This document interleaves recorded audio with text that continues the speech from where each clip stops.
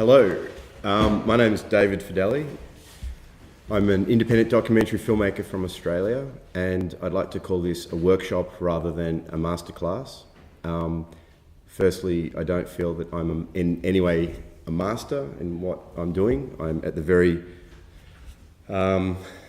beginning stages of learning about what it means to be a documentary filmmaker. And secondly, what I'm probably going to be talking about in the next hour or two isn't really me giving knowledge, but more me sharing all of my mistakes, anxieties, rumination in my head, covering responsibility, ethics, and other issues relating to telling stories and whose story are we telling, how are we telling it, and what gives us the right to tell those stories. So who am I?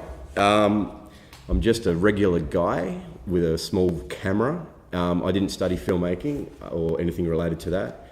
I studied property and construction, actually, and for 15 years of my life was a builder.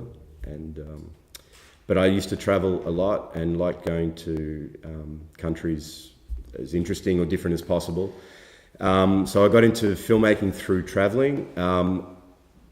About 12 years ago, I went to a country called Papua New Guinea, which is a country really close to Australia. And a couple of days before I left, I bought a tiny video camera, and I'd never had a camera in my hands before. And I basically went traveling for 3 months with this camera and filmed myself, filmed the people that I met.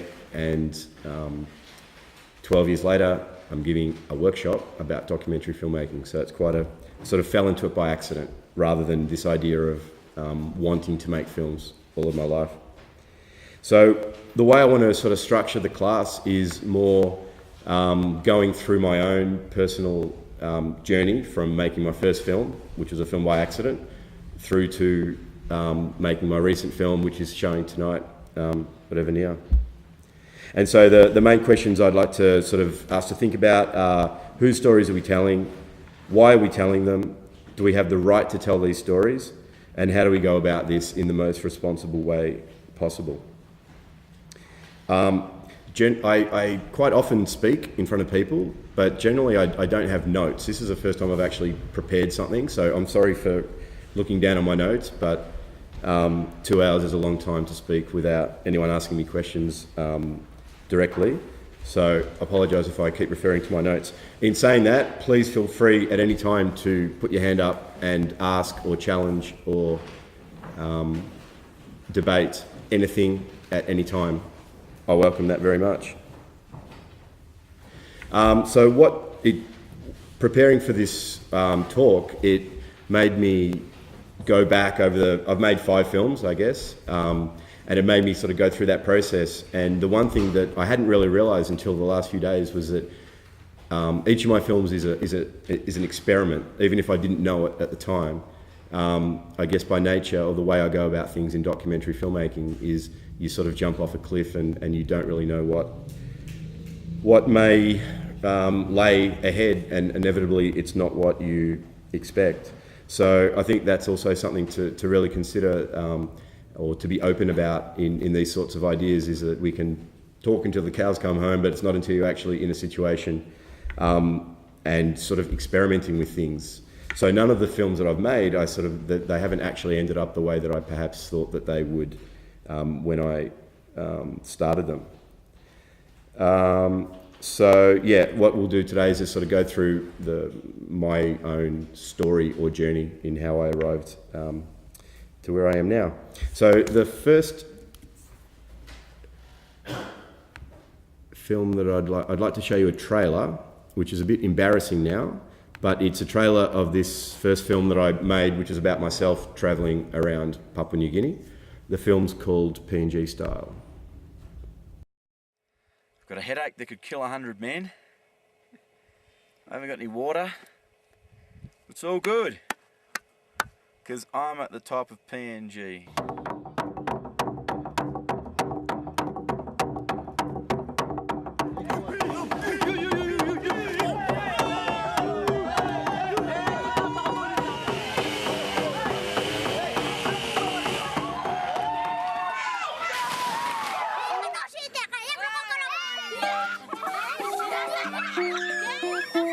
don't know which is more comfortable actually, walking with the pack or on the road. I've got the PNG beard happening and into the Highlands.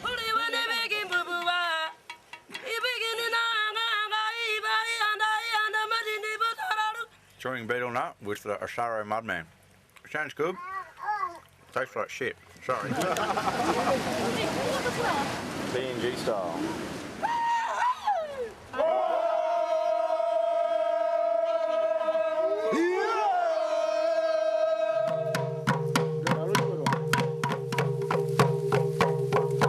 These three main things are in order. The land first. And woman, pig.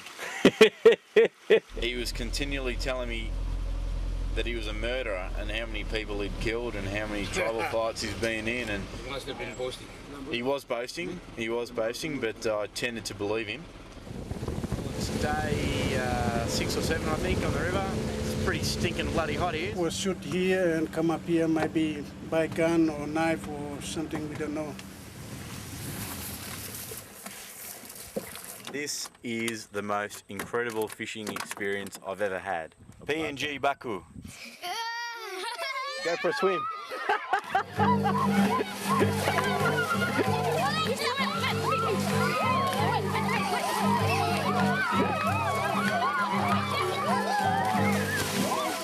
Didn't take much convincing. It's a bit cringeworthy when I look back at that film now, but that's where I started, with no agenda, no real aim or goal other than in Australia we actually have quite a strong culture or history of adventure filmmaking. So when I was a kid, you know, when you're a boy and you're out in the trees and you want to sort of explore what it is to be a guy and an explorer, I always had this idea that perhaps one day I could make an adventure film about myself travelling.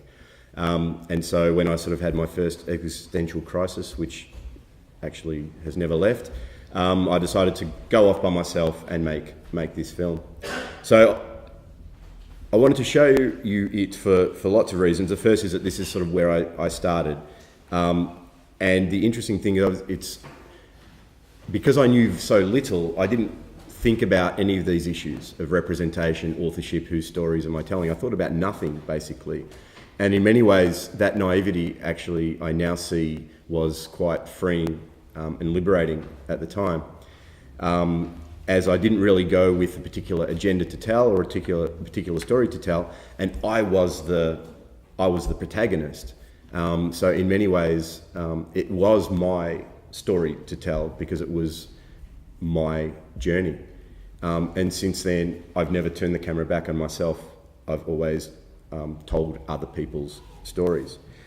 So this film, it's not the world's most amazing film at all, but it's in Papua New Guinea. It's been broadcast a lot on television and screened really widely, and it's received nothing but really positive comments from people in Papua New Guinea, which for me, for this particular film, is sort of like the definition of success, let's say, because I've gone to a country where most people that have gone to this country in the past and continue are going there to take something, to exploit the country. They're taking trees, they're taking minerals, they're taking gold.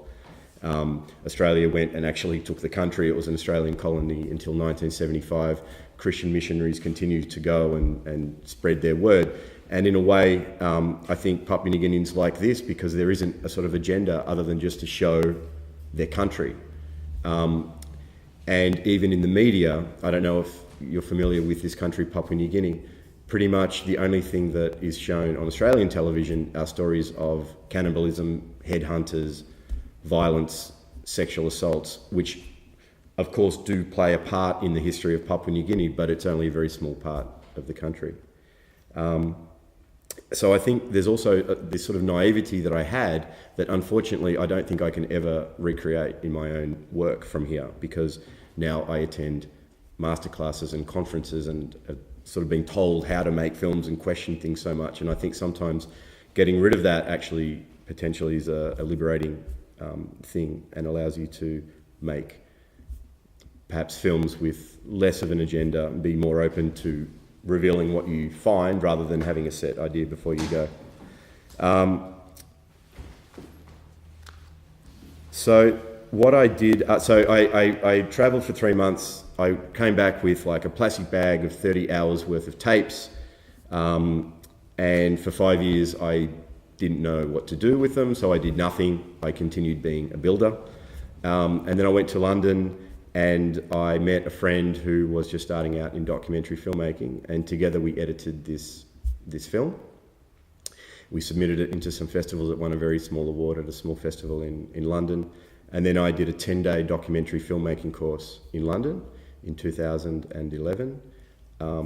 And that then encouraged me to actually think that I could combine documentary filmmaking with a way of travelling and both telling stories. So I then bought another ticket back to Papua New Guinea. And this time I had an agenda, and I made an entirely different film. So I'll show you the trailer. This film is called Bik Pala Bugger Up.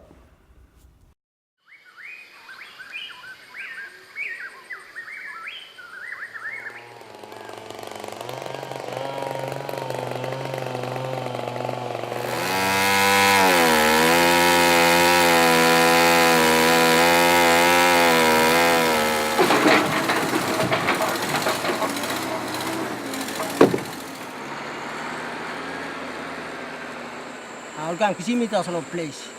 Na mistablo aus plomi na kisimi concept long namelo place na isla bos plong sebe emekam tokimi osem you sign na mi sign.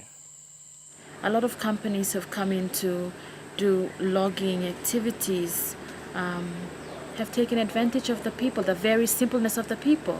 Mino sabelong kibit plong diwai, mino sabelong beri plong diwai, mino plamantro. Na mani bai mekam osomone mino sabe. Bal pay mi osomone mino sabe. All they know is, okay, when the company comes in, they bring a bag of money. We have our own law for our timber, gold, one and more. But still, we have been deprived by this foreigner. We have been cheated. They get this money, they come and shop in same store. The money goes back to Malaysian people. Same money they company pay them, they go back to Malaysian people.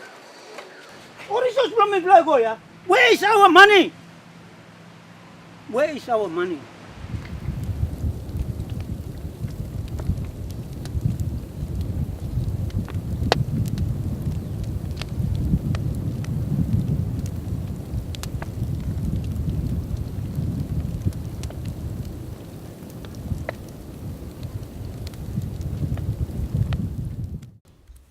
So in making this film, it's entirely different to PNG style in pretty much every way. The way that's not different is my approach has been and continues to be, I operate in a really as minimalist way as possible. So apart from the film that I'm screening tonight, I've always worked alone. I've always self-funded, directed, produced, shot and edited my own films. So I went off by myself. But this time I had very much an agenda. I was perhaps an activist for the first time in my filmmaking rather than just exploring the country. So for the first time I'm now beginning to deal with these ideas of representation and telling other people's stories that are not mine. So how I found out about this issue was I was in Australia and I read a newspaper article from a priest, an Australian priest who'd been in PNG for 45 years. And he had said that in that time, you know, hundreds of millions of dollars of trees had been taken out of the country, but the services were going down, the water supply was being polluted, so many environmental and human issues, and sort of asking, we need someone to document this. So I bought a one-way ticket and I went to Papua New Guinea solely to make this film. So the first thing I realised was in PNG, I speak English and not everyone speaks English. So in Papua New Guinea there's 900 different languages, 900 different cultural groups. But there is one language called Tokpisin, which is an introduced language, but it's a language that sort of is spoken widely across the country as a way of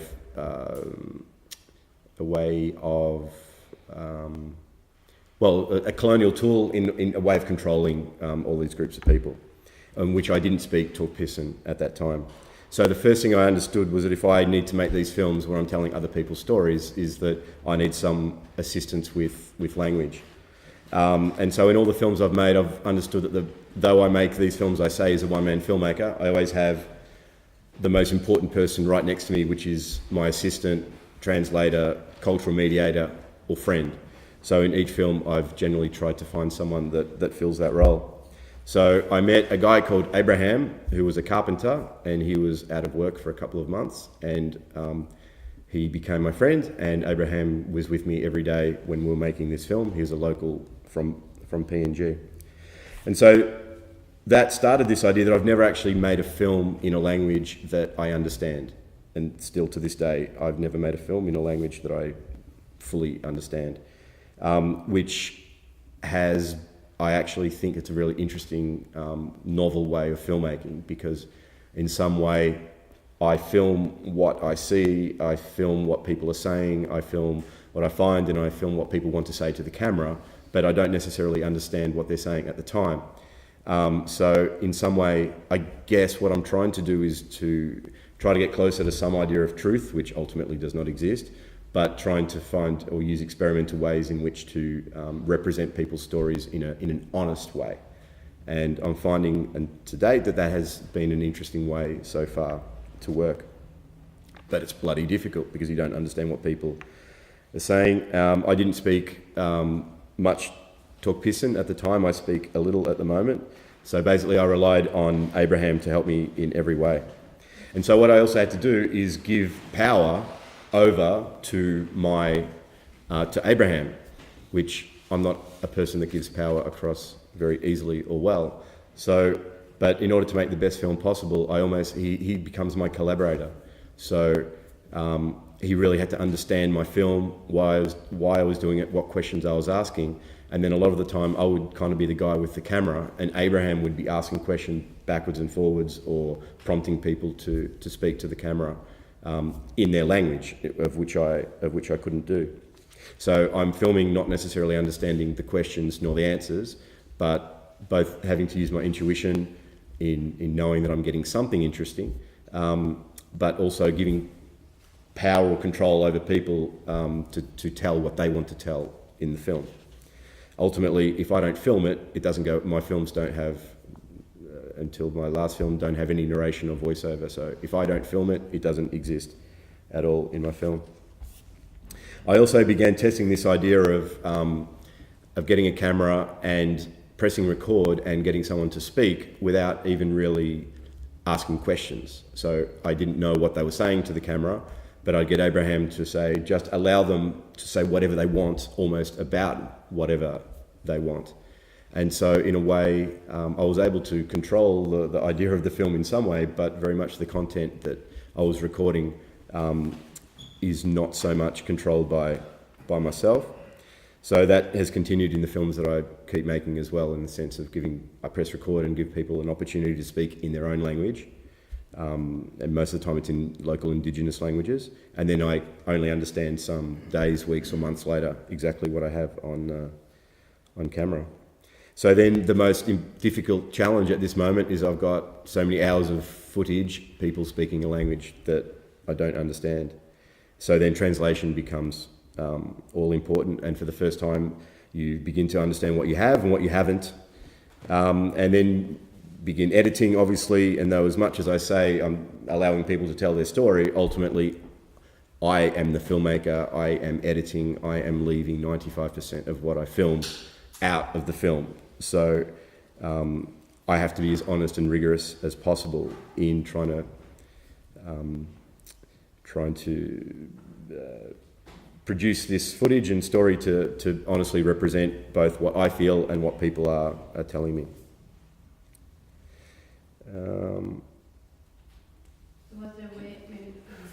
yeah. Was there a way to send them like your early rough cuts or something? Or probably, I don't know if they even have access to. So this is why I'm doing this in this sort of journey of my own journey, because at that time I wasn't thinking so much about these sorts of issues. So at that, and that's one of my greatest regrets about this particular film, is that it's the first film that I haven't been able to show to the people that are in the film, because I wasn't aware. I mean, maybe I should have made myself more aware at the time, but I left when the film was finished, and I haven't had an opportunity to show the film. Again, this film's been, Papua New Guinea television, it's just it's not like Austrian television. It's been broadcast like dozens of times on PNG television, and all my films are free. I put them all for free on YouTube. That's sort of part of my own filmmaking philosophy, to allow people to not put up any barriers for people to watch films.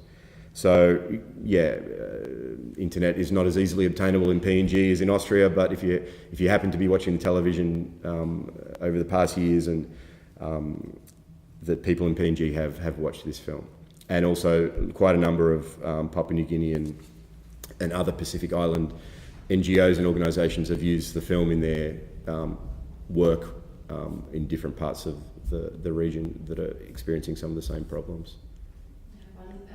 I was thinking about the language, and I was just also working on a film with women from the Philippines, and I thought, I was frustrated that I don't understand everything. I mean, it's hard, but also I found that it gave them a way to filter what they want me to hear and understand, right? In some ways I don't know if you ever thought. It gave them the way that it gives them more power of what I'm actually understanding and what I actually can use instead of understanding everything. Yeah. So it is kind of a way of filtering the content for me.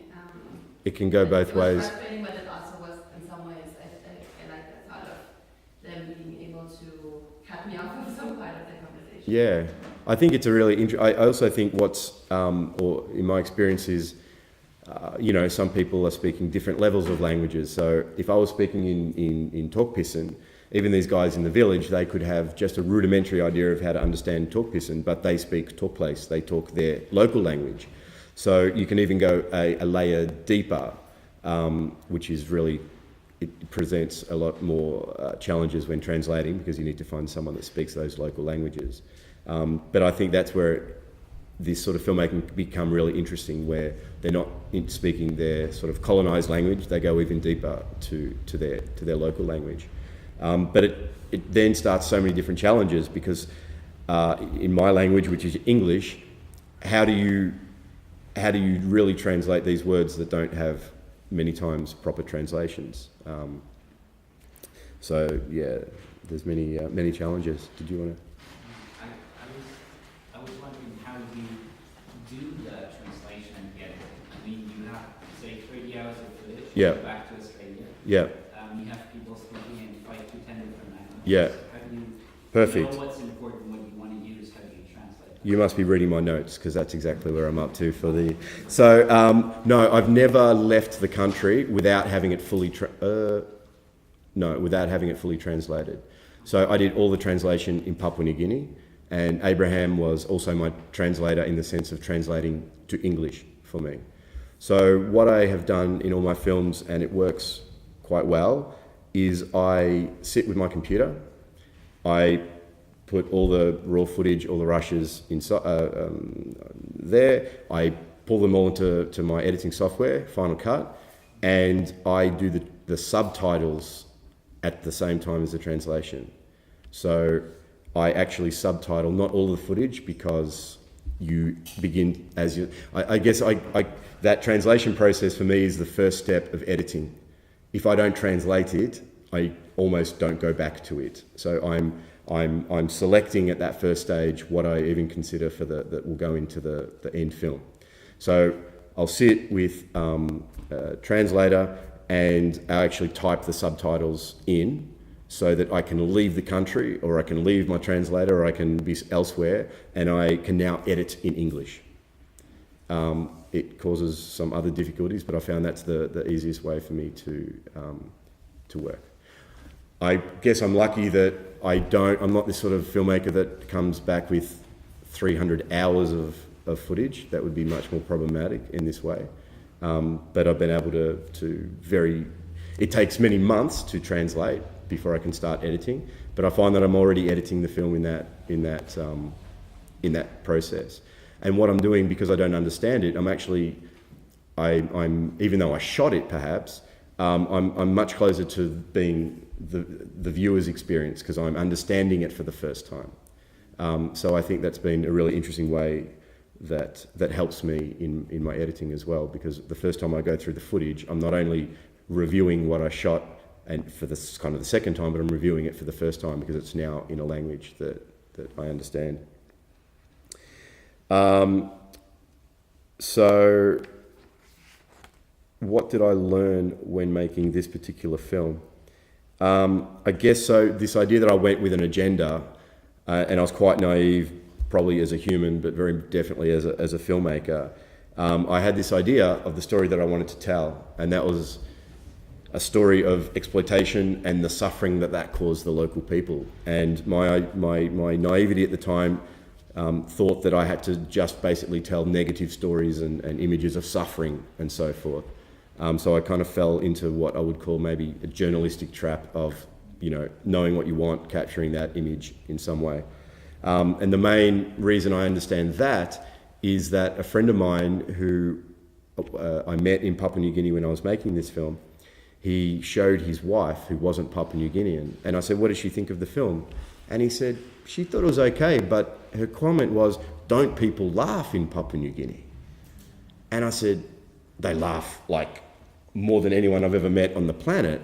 And I went back and I reviewed, and there's no one laughing in 43 minutes of my film.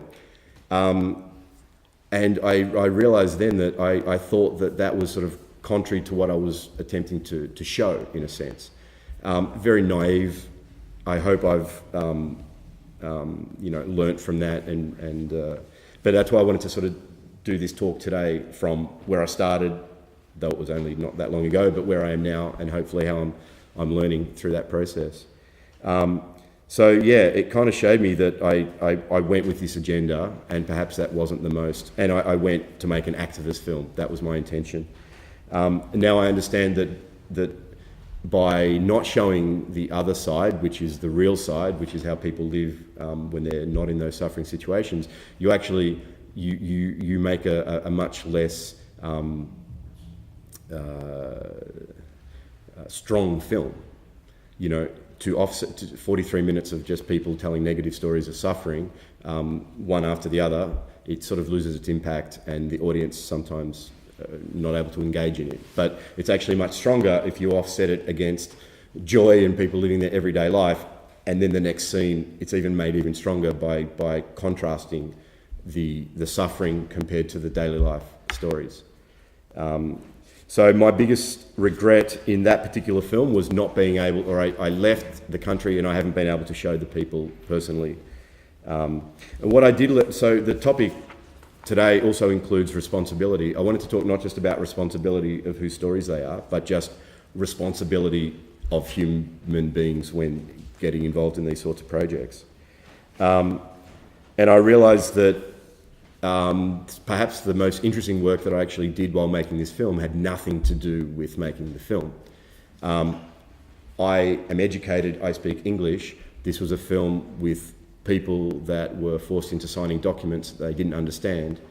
And I then quite often had people coming to me from the villages asking me to review their documents and agreements and finding out what their rights were and looking at their pay slips and so forth.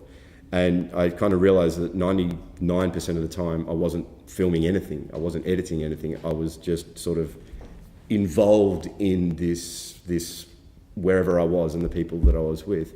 And to the point of it almost became a hassle to have to make a film in a strange way. Not a hassle, but I found it like people were much more interested. They wanted for me to help out read their legal agreement. That was much more interesting to them than speaking to a camera, basically. But my idea was to go and to make this film. So yeah, I believe that sort of as a filmmaker, I don't think I'm a filmmaker. I'm just a human that happens to make films. So my most important role is acting responsibly as a human.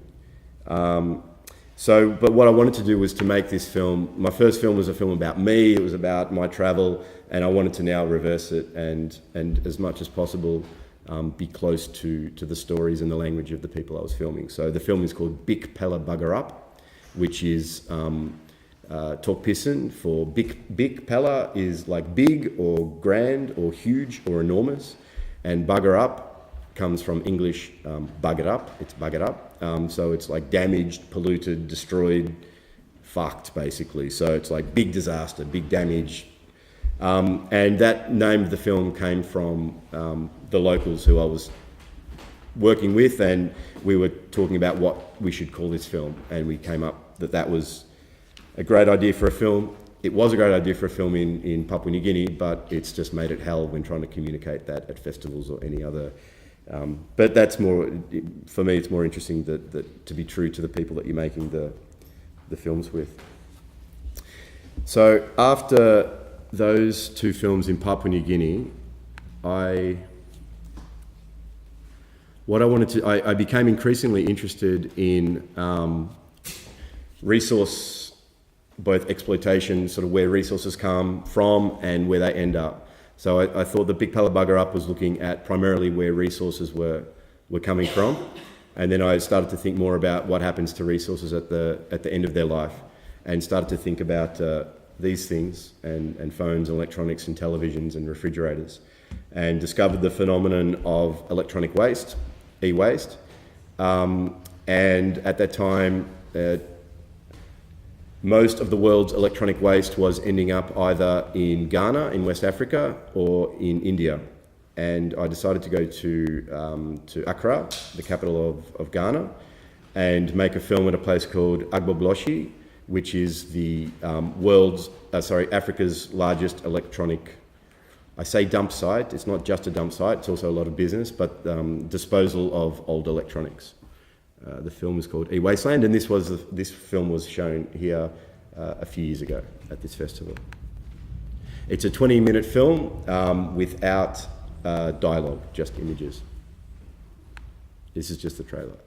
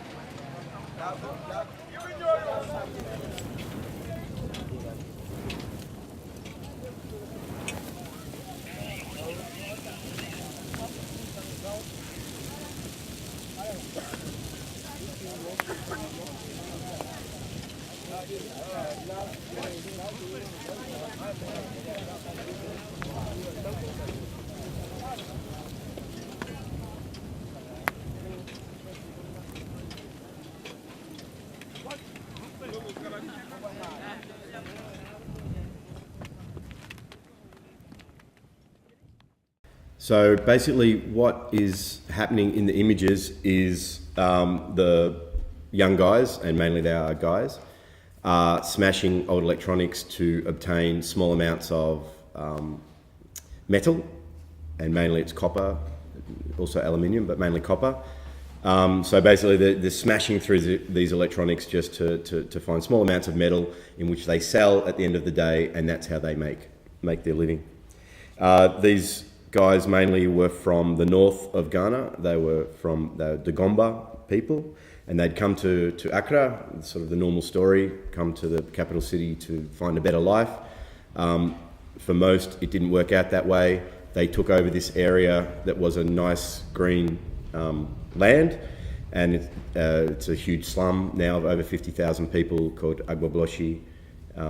So that's me filming at Agbobloshi. Sorry, I feel a bit silly putting a photo up there of myself, but I didn't know what else to put up there. But anyway, that's how I film, I guess. Just with my small camera. To this date, I use a mic on top of the camera. I don't use radio mics, lav mics. I try to get as close to the people I'm filming as possible. It's just me like that.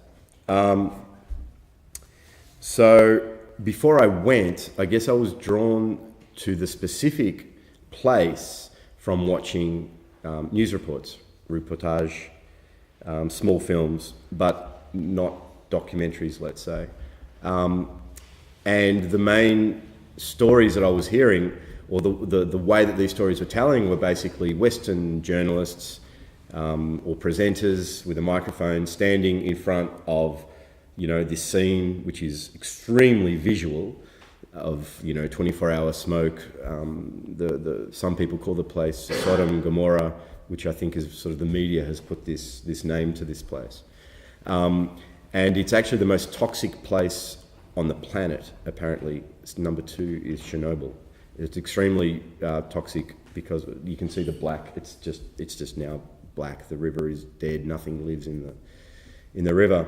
So most of the stories are a journalist or a presenter standing with a microphone for 20 or 30 seconds and maybe interviewing one person.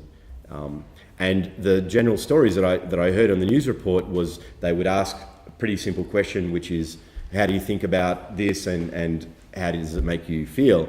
And generally it was a sort of a poor, impoverished young African boy looking up at a camera, sort of, it's not good and I'm suffering and I'm sick, And so I thought, because I'm still kind of in this quite naive filmmaking sense, I'll go and make this film about, suffering and sick Africans doing this work. But I was pretty soon shocked to discover that what I found when I first arrived there was kind of the opposite to what I'd seen in pretty much every news report. So anyone I spoke to, and I said, how do you feel about this work and how does it make you feel? Does it make you sick? I heard, we are African, we are strong, this is okay. No one was telling me that they were coughing, but all the reports of the boys were coughing and I didn't experience any of this myself in person. And so the first thing I thought was, shit, what am I doing here? What story am I, not just what story am I trying to tell, but why am I here? I felt a bit silly. And now this was in 2012, now in retrospect, if I was trying to make this film again, I would sort of make a film about myself in this experience, I think. And this was, I guess, the start of representation, responsibility and authorship. This is when really I began to think about these sorts of things, about who the hell am I, travelling across the other part of the world to make a film about this. So yeah, I realised that, and when I was speaking to most of these people that were doing the work, I expected them to tell me that this was bad for Ghana, but I heard no, this is good for Ghana. Like, bring your electronics, bring your old shit. We need this. And so it started to sort of really blow my mind, because it was the opposite of what I'd been told in generally the news reports. And then I also understood, again, probably naively, even though Ghana is very widely spoken English is widely spoken in Ghana, most of these people doing this work perhaps had not been to school, or had been to school only up until some limited years. So most of them didn't speak a good level of English either. So here I am, I found myself a white guy in Accra with a camera, not being able to speak to anyone, and finding that what most people were telling me was not the story that I expected to tell. But I had a 3-month visa, and I was determined to hang around and see what happened. So what I ended up doing, I befriended a group of, so the way these guys work is they have a boss, and then they have 4 or 5 boys working. The women have another role within this society, but it's much more about providing food and assistance to the guys that go out and do this work. I was mainly working with the guys that were actually doing this physical labour, and it's just excruciatingly difficult. So what I found was that I was just spending a lot of time just watching what was happening around me. And I discovered, because I couldn't really go deep in conversation, that what I saw visually was something that I'd never really seen before, which was the insides of, the insides of a phone or the insides of a fridge, or and I began to see that these guys were seeing these products very, very differently than I was. So they would see they wouldn't see a refrigerator. They would see like 1 hour of banging to get a small amount of metal. And so they'd just be smashing all of 24 hours a day, basically. This work was going on. And so what I decided to start doing was just to film, as I was sitting there, just to film what was happening around me. And a lot of that was just physical labor. And so the film is a 20-minute film without dialogue.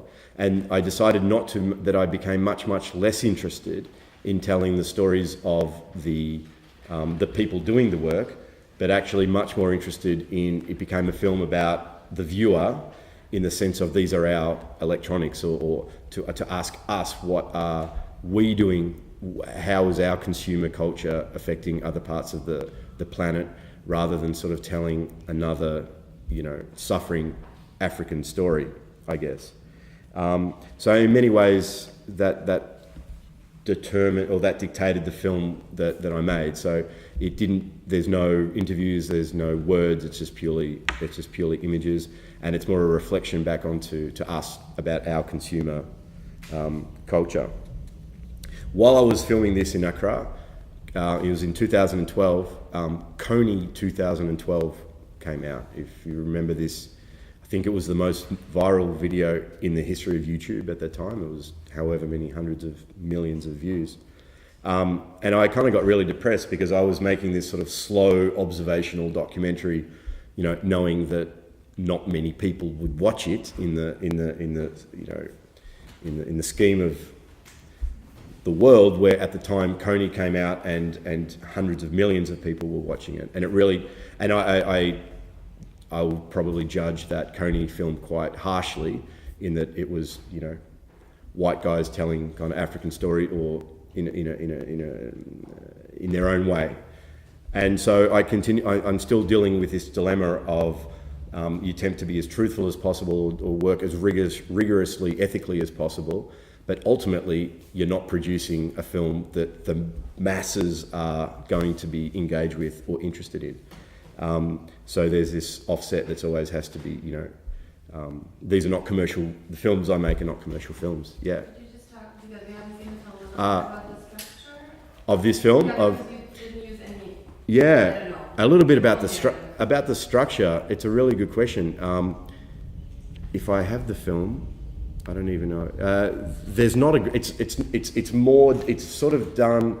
In the editing, it's highly edited, though it appears that it perhaps just edited itself, because there's no story, there's no characters, but it's sort of looking at almost the arc of a day. It's not done in this idea of like a day in the life of, or anything like this. It's not done, but it's sort of, or a couple of days actually. It's sort of through the process of, so the montage is more looking at sort of the electronics arrive, the smashing begins, you see sort of monotonous smashing of electronics, bundling of cables, walking the cables over to the burning area, the burning, it is like this. The burning guys, people who have each job in the process, the burning guys get the electronics, set fire to them, and then you see at the end the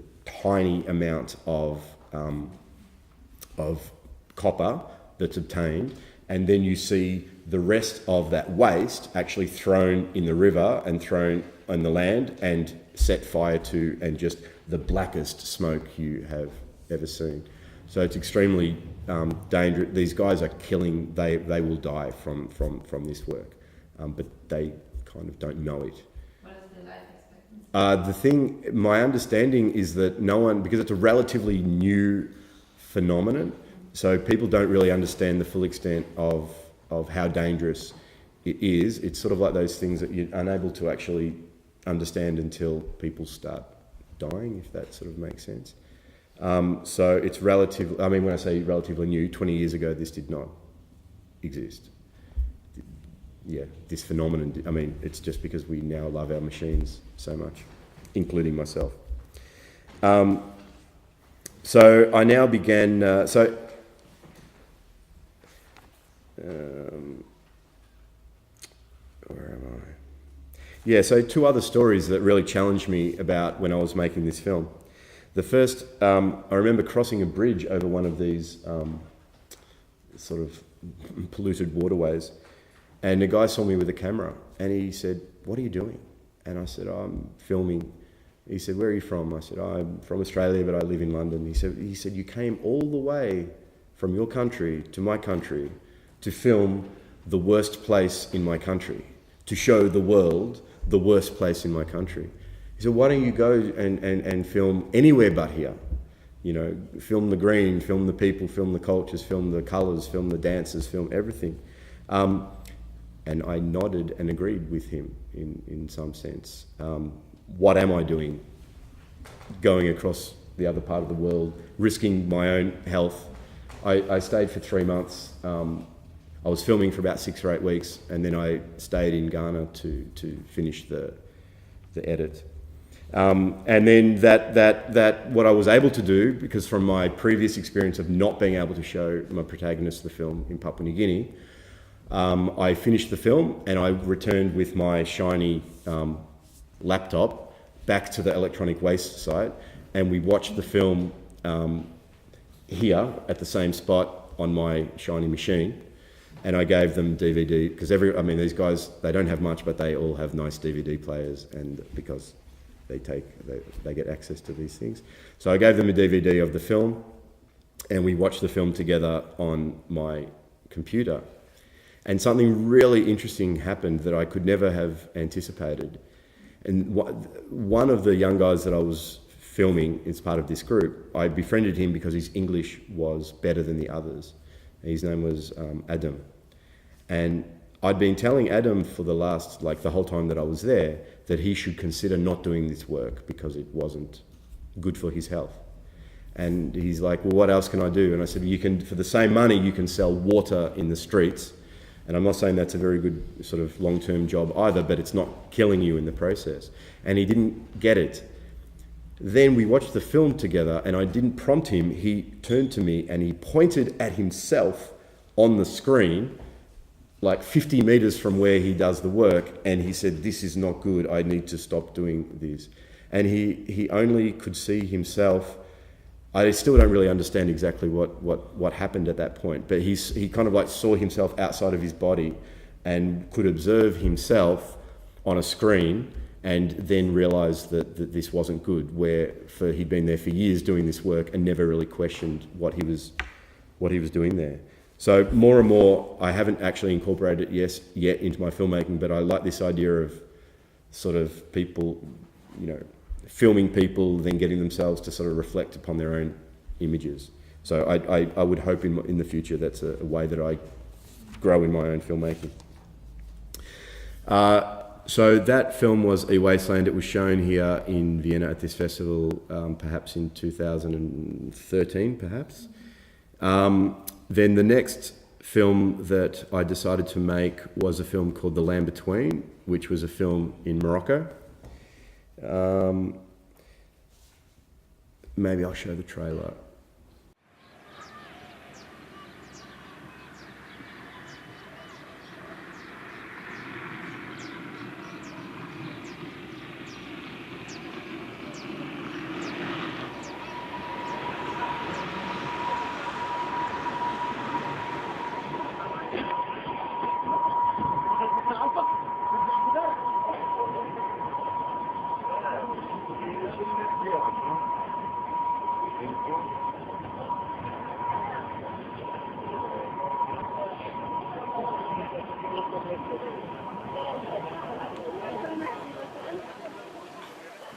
Boyro ka jade ya jatimna club bajul ibe kungo kono ya iba biko ifa biko idogo ni koro biko idum biko kibi jewru beko kana war kama bo vraiment e ma se ka tsira sura ka gela ko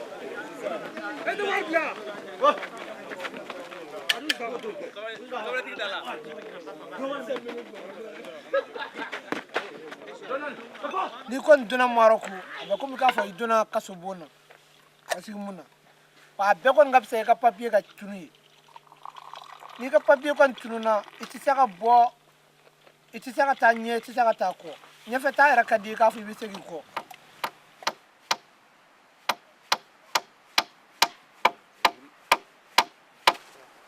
Tage, ibul gayele. No, ni vita ni ibul gayele ka play ba. Ah oui, elle est à la oui, me rom na Espagne ka surana ni ra ka time malika me andi saka do ka sab ka miteru be o miteru nunu vana bi ambugo ka mbulu blessé bi do singari bi do kunchi ni bugo bi ka dama dia bato. Et la Guadia même tape, les Espagnols même nous tapent. On t'attache avec les menottes par derrière, on te donne aux militaires. Les militaires sont obligés de te taper partout, tu ne peux pas te défendre, tu ne peux pas bloquer. Voilà mon frère mort aujourd'hui, c'est à cause de ça, on le fait sortir, attacher, taper. Il est mort. Il y a aussi 3 qui sont à l'hôpital, ils sont en coma. On ne sait pas s'ils vont vivre ou bon, ils vont mourir.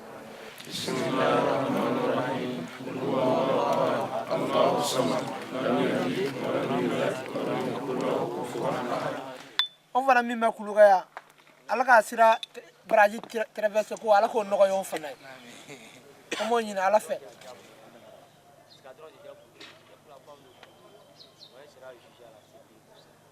un truc qui s'est passé en longtemps maintenant ils ont été proches de moi. So, if anyone is interested in apart from the film that I'm showing tonight, all my films are for free online, also with German subtitles. So, if any of them interest you, feel free to either go to my website or the film. Each film has their own website. So, this is a 78-minute film. It's filmed just 98% of the film is set in one location in the Gruger Mountains of northern Morocco. So basically, in the north of Morocco, there were 2 Spanish enclaves, Melilla and Ceuta, and they are fenced. They're separated by I can't say fence, I say barrier of multiple fences. 3 fences plus more additional fences have been built since I made the film. And so at that time, and it continues as well, but specifically at that time, there were thousands of sub-Saharan migrants living in the mountains around the area waiting for an opportunity to jump the fence. So I had become increasingly interested in stories of migration, both from a personal perspective, my own family history. My 4 grandparents migrated to Australia from Italy as economic migrants just before and after the Second World War. So I very much have always been exposed to sort of stories of migration. And at that time I was spending a lot of time in both Spain and Italy, mainly Italy, and speaking to migrants on the street who were selling things, and I was just hearing their stories, and I contemplated making a film in Europe about people telling me their stories in retrospect, but then decided that it was much more interesting to try to film a reality as it was happening. So with all of my films, I don't really do much prior research before I go. I just sort of use the discovery as I discover, that sort of becomes the film. And so I discovered that I didn't know, naively, this silly white guy from Australia didn't know that there were 2 Spanish enclaves, didn't know that there were fences separating.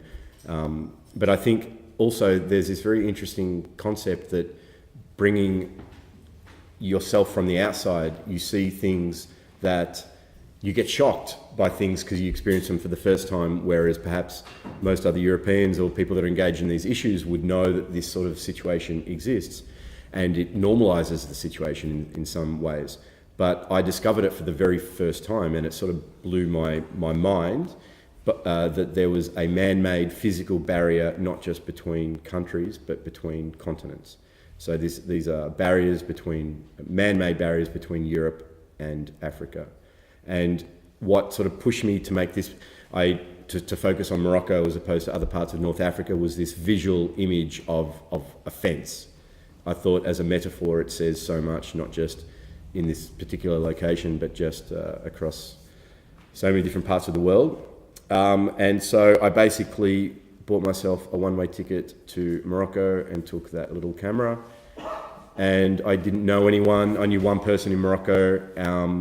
And the way most things work out with me is that they just sort of by accident happen. So I arrived on a Friday or a Thursday. There was an Italian woman that I knew who was living in Rabat, the capital of Morocco. I stayed at her house over the weekend. I met a young Moroccan guy. We became friends over the weekend. He was due to start a job on the Monday. And I said to him, don't go to your job, come with me and let's make this film together. And he said, okay. So he's still my very good friend, Reda. And we spent, every day for 6 or 7 months together, both when filming and also doing the translation and editing. So again, I think sometimes my kind of naivety helps in some way. I probably didn't fully appreciate some of the risks associated with making this sort of film. So Reda and I, we caught the train and we went to this area where I just wanted to focus on one particular area, which is Melilla.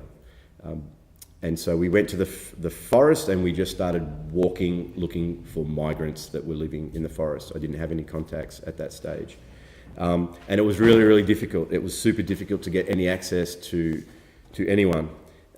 We went to a place called a university called La Fac, where inside there were hundreds of migrants that were living inside the university campus, but most were involved in a trafficking, smuggling network.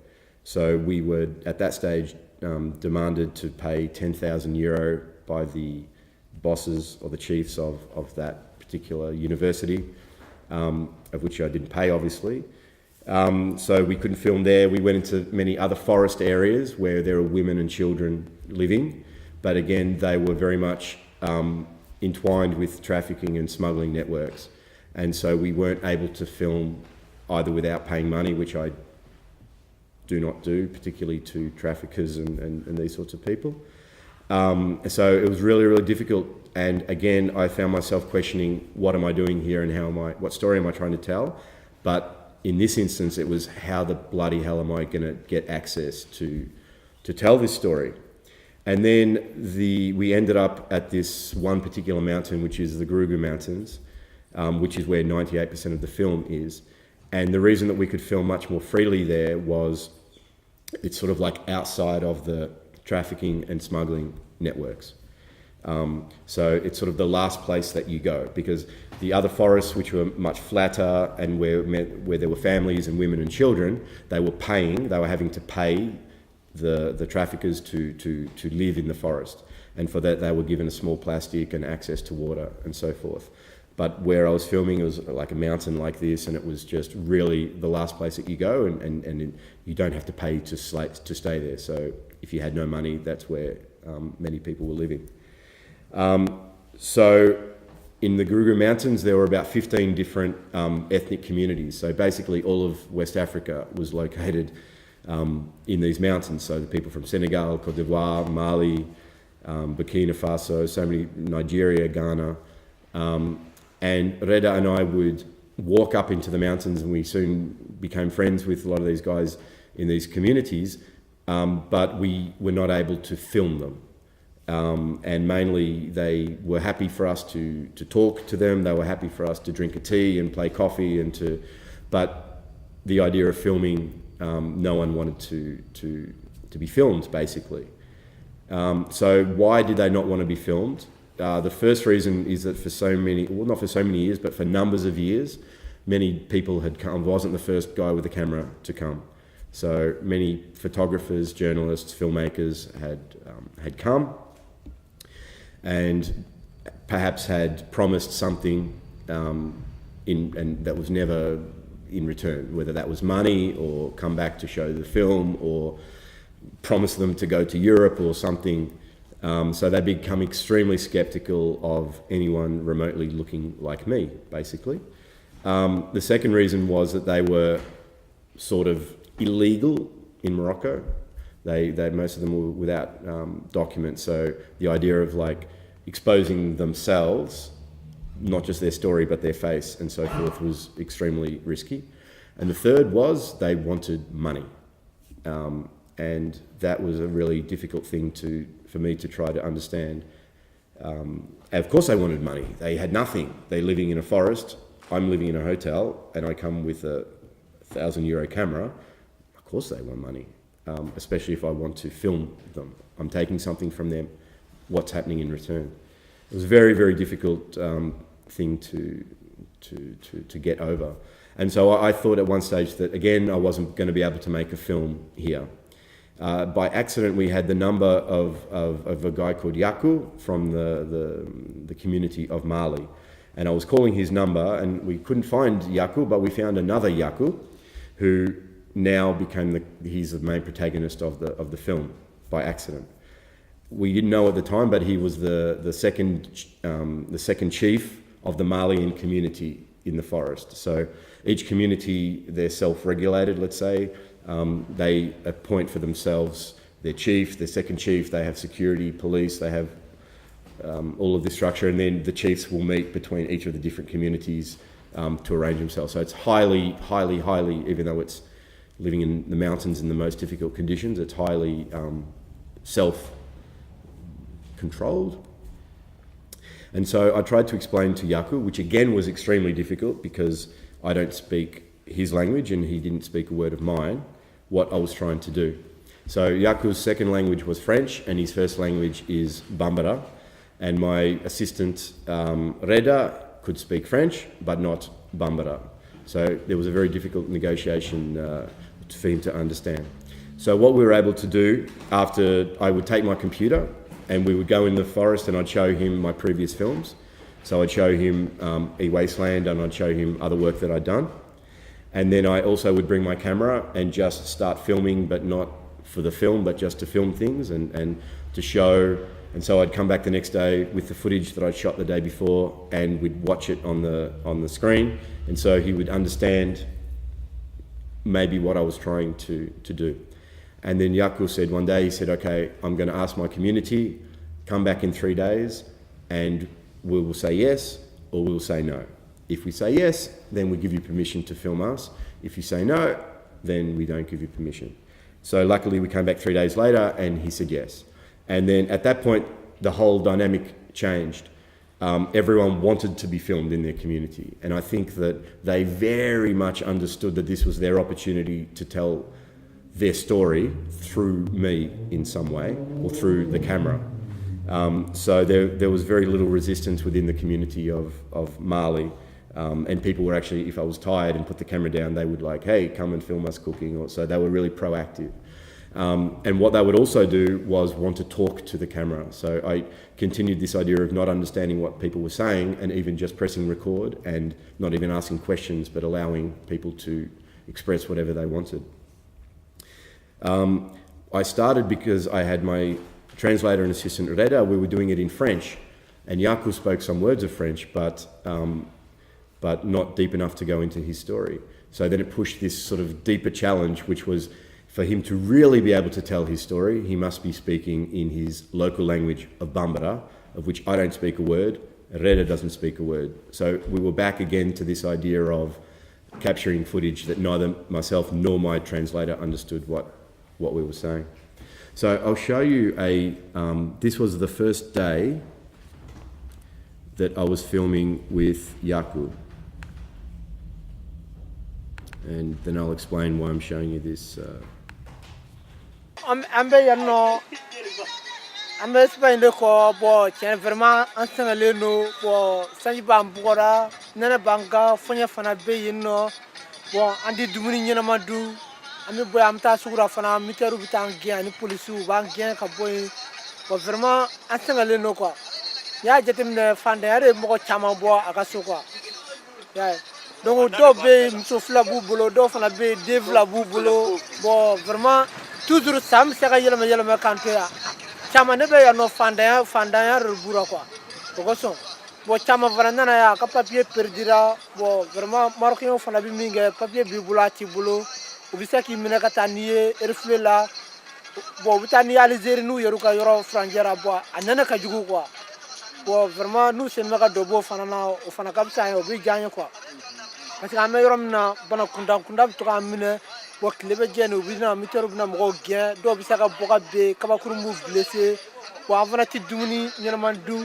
subo to kana nga bugun be na bejin anga mino bina bejin vraiment nunu bina bechi bo vraiment mi laba nga kata war ñini dugu kono tuguni kana vraiment ante maro ku jakon mako ame espagne kama vraiment nous baka don bo senga bayna bi janye quoi nera mi vlene de bo nera anga gokera quoi ta bo mso flani de zabar benera bulo bo na ñu beto na fara ki gu to yenno kala banga klaka sigi kana to yenno nena ni senga kera vraiment ko ka gelen quoi you know.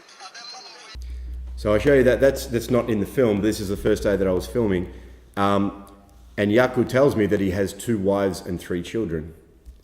And then we get to film Yaku and become friends with him, and then we realize that it's bullshit. He has 1 wife and 1 child. And when I told him this, he started to laugh, through Reda. And he said, yeah, we didn't know you, we just told you anything. We just told you stories. And it's like, whoa, this totally shocked me, because if I had have come as, and this is not saying anything against journalists, but if I had have come with a limited amount of time and met someone for the very first time and didn't know them and press record, and I had to come back to my country the next day with some video footage, I would have come back with just crap, with lies in this instance. And then he said, oh, we didn't know you, we didn't trust you, we already have this story that we tell people, we didn't really care what we were telling you. And he was saying this in this sort of flippant way. And then in the film, he speaks in a much more kind of measured, and you understand that he's telling you the truth. So I know that I'm still in contact with Yaku. I've spoken to his wife and child on the phone, so I know his story is not this story. But at that time, he probably just thought we were there for half an hour and we'd leave. So it sort of makes me sort of think again about the idea of time, and really how to tell a story honestly. The more time you have, the more perhaps truthful you're going to be to tell that story.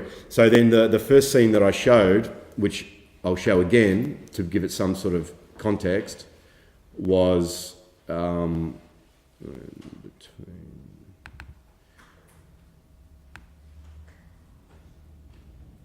this was filmed.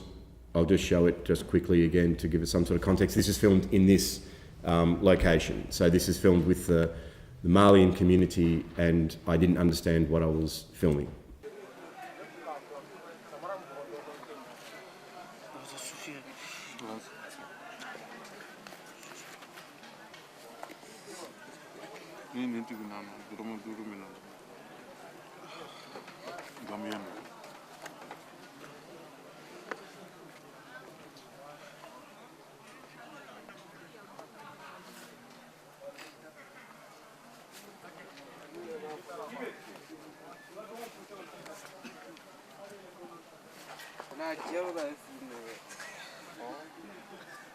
Buta fere du ta uga fere.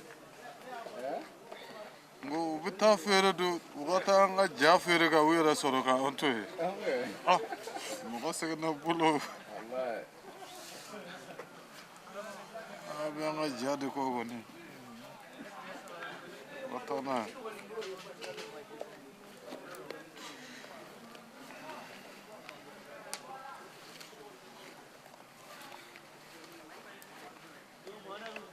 So I guess I wanted to show that right at the start. It's been a scene that sort of stuck with me and continues to stick with me. And how the sort of amusing part of that scene. So now it's a good time, perhaps I can introduce Kumut Imesh, who's at the back. of the room, who's my co-director of the film we're showing tonight. So talking about translation and everything, this story really goes right back to Kumut and our experience. Kumut was the translator on this film for me. So at that time he was in Morocco. I had 30 hours of footage in languages that I didn't understand, and I needed to find someone to sit with to translate the footage into English so I could begin the translation. So I met Kumut, was introduced to Kumut. His English skills are fantastic, French skills are amazing, and he also speaks Jula, which is almost identical or very similar to Bambara of the Malian community. And Kumut's from Ivory Coast. We'll get him up here shortly. And so, I mean, maybe you remember this time, but when we translated this for the very, very, very first time, it was like 3 months after I'd filmed it, and we were just going through the rushes. And I remember filming this scene.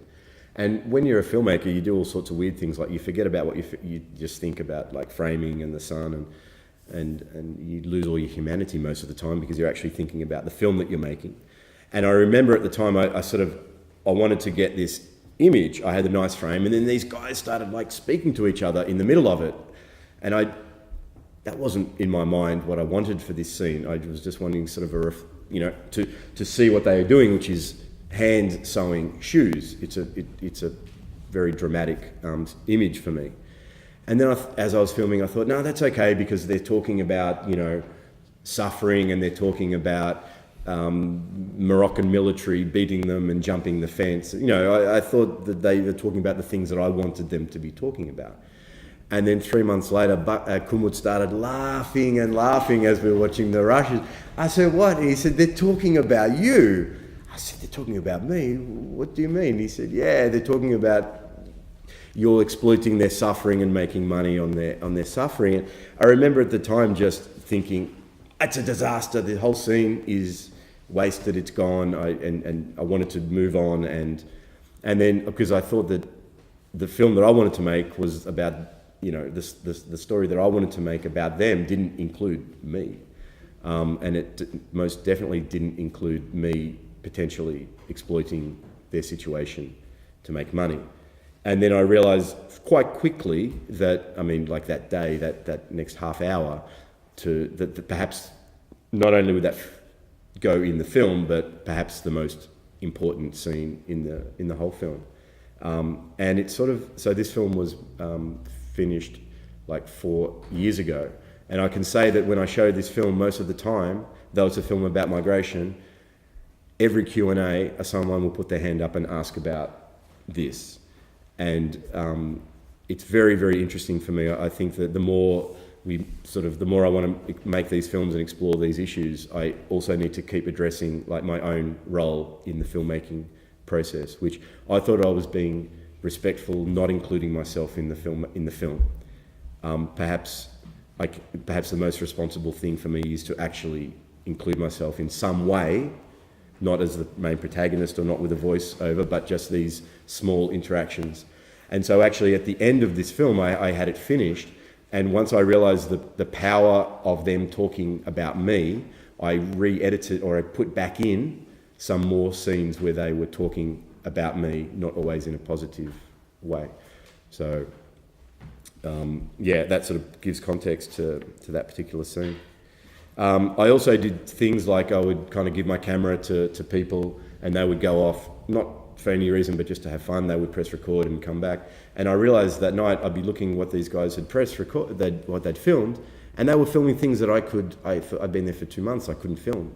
They were going inside their houses, and they were just, they could film everything. They had total access, and they were allowing me to film, but I still had a restricted access.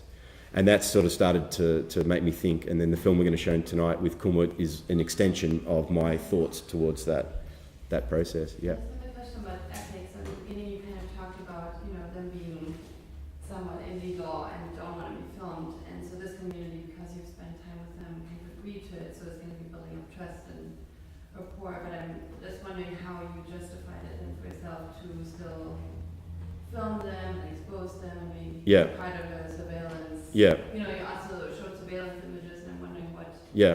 made you include these kind of... Yeah. So what happened, like Yaku, the main, I mean, I'm still in contact with Yaku, though our conversation is extremely limited due to lack of language, but we're still in contact. What I have was quite lucky, because I was dealing with that same issue myself, was that sometime just after the film was complete, Yaku and a lot of his community actually successfully jumped the fence and were now in Europe. So that sort of pushed some of my own concerns that I had about the fact that this film would be screened and they would still... So he spent 3 years living in the mountains, and he happened to be... finished the film at the end of 2013. In February 2014, he jumped the fence. But wouldn't that film be held against him in some... Or have you ever thought of, you know, because you're screening it and it's available online, it's not like a secure screener or Yeah. something that's on password. Yeah. Second, then it's a different crowd that you have at the festival. Yeah. Or, you know, Yeah. government could find this film and use it. Yeah, I mean, I think that's just that is the ongoing and unanswerable dilemma of documentary filmmaking, where in fiction, if you're using characters to portray a real person or a real story, and here you are using real people to portray their own story. I'm not so, like now, if I was sitting here 4 years ago, I would answer very, very differently. Like I now have the hindsight of 4 years of screening the film and so forth. The only thing that I can say is that I tried to be as ethically rigorous as possible. I tried to remain in contact as much as possible. So what we did after this film, Yaku arrived in Spain. I took him, we went to Barcelona together. We had 1 week traveling around Barcelona. He had the microphone answering Q&As, and you know, after 3 years in a forest, now he has a microphone, and I guess my parents have met him and some of the other protagonists in the film, and we remain in contact. And I can only answer to say that 4 years later, there hasn't been any issue of any kind.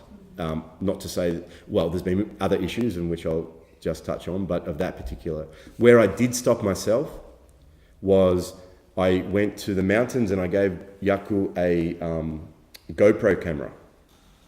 And I thought that, so the idea of making the film was I didn't know that he might, if he jumped the fence, then the film would be about him jumping the fence. If he stayed in the forest, it would be that. If he was beaten by the police, unfortunately, that would be the film. I didn't know what the film would be. And we, every day, Reda and I would walk into the mountains and say, today's the day that we're going to get taken by the police and military, because we didn't have authorization to film. I never made a film with authorization. And we were taken by that. We were arrested after, I can't remember, 3 months or 2.5 months. Reda and I were arrested by the Moroccan police and military. And that sort of, that created another sort of layer of responsibility of who am I, who is Reda, and who are the people that we're filming with. So how that worked was, also with the GoPro, I had this idea that I'd give Yaku the camera and that he could film his daily life, including if he jumped the fence. And then I went home and I tried to sleep that night and I could not sleep. And I went back the next day and took the camera, and I didn't think maybe I could get amazing footage of, that was video surveillance footage that you saw of people jumping. Maybe, you know, I might win an award for like best image in a film, because it would be quite amazing to see that. But maybe the police would catch him with a camera on his head, and many people die at the hands of the authorities. And I was not comfortable at all with that. And I took the camera off him. And so when we were going into the forest, every day we would be conscious not just of risks to ourselves, but does our presence actually risk others, that not just people we're filming, but others in the forest. And then what happened was we found there were about 1,000 or somewhere between 600 and 1,000 people in the forest. Most of them were men, because most of the women and children were in neighbouring forests. And then we were told that there was one woman and her children.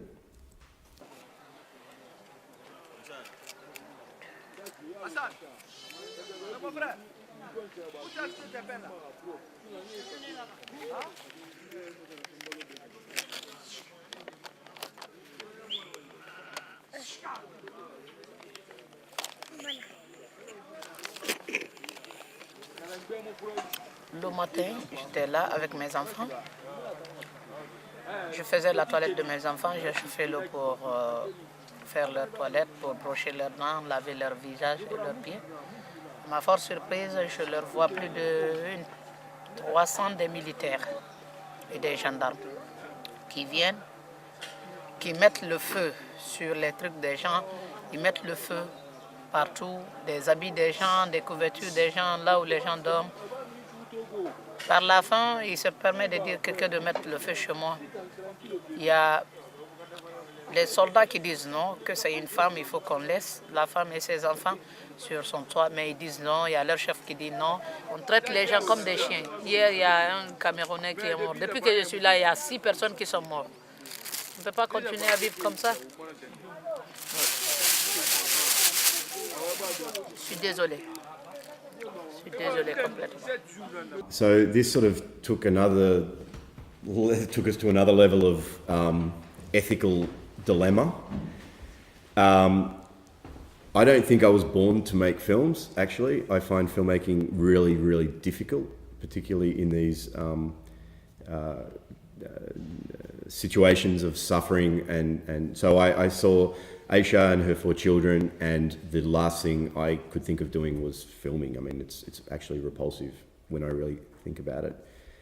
If I considered my job important, then perhaps I would say that I would put my job of making a film before being a human, but I don't. And so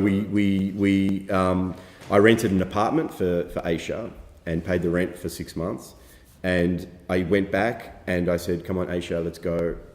This is before filming anything. And she was not immediately coming with me to the apartment.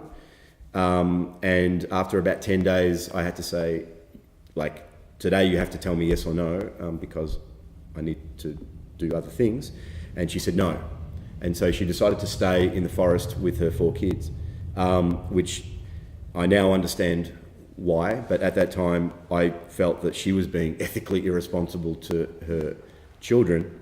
And then again, what role do I play in, I mean, she's not a child, she is most certainly not a child. I mean, she's very highly educated, very intelligent, and has seen much more in her life than I have, and I am nobody. And what right do I have to judge?